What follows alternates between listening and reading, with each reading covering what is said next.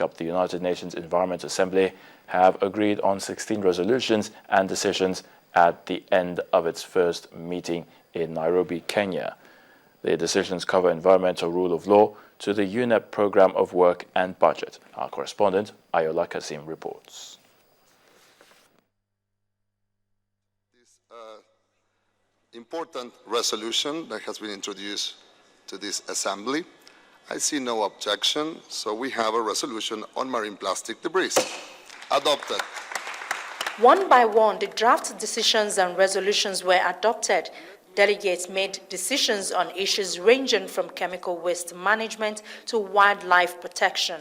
Ministers also agreed on sustainable development goals and the post-2015 development agenda, including sustainable consumption and production. Sustainable consumption and production is a key tool for achieving sustainable development along the lines of satisfying need rather than greed.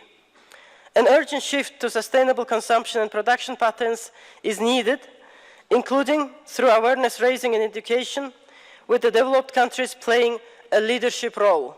However, with these decisions come some protestations.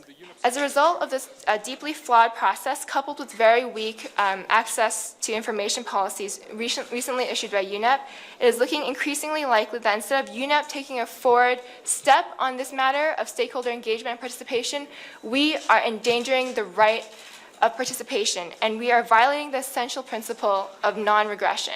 Despite the accusation, the delegates move on to adopt agreements that are expected to shape decisions on the environment.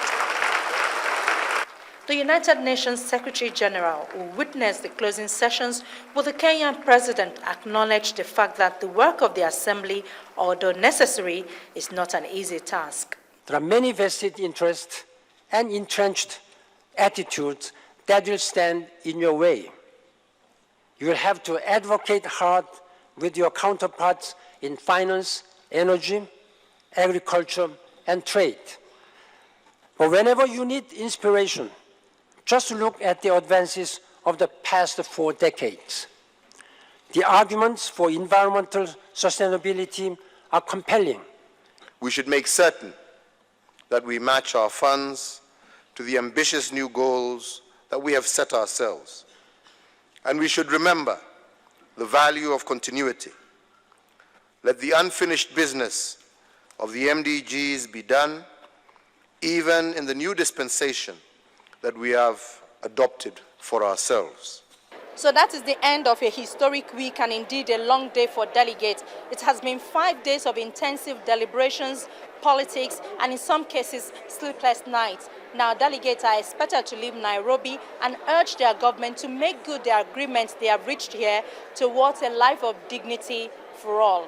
From the United Nations Environment Programme headquarters in Nairobi, I am Ayola Kasim reporting for Channels Television News.